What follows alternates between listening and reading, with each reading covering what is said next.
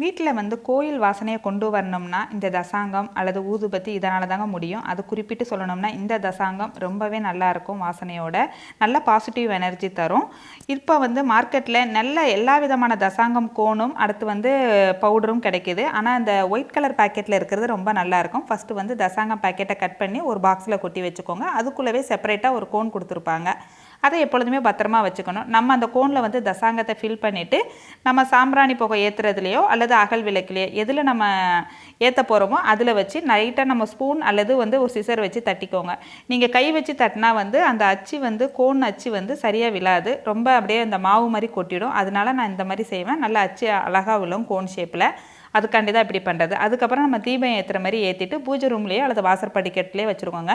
நல்ல ஒரு positive energy தரும், செம ஸ்மெல்லு, சூப்பராக இருக்கும். ட்ரை பண்ணி பாருங்கள்.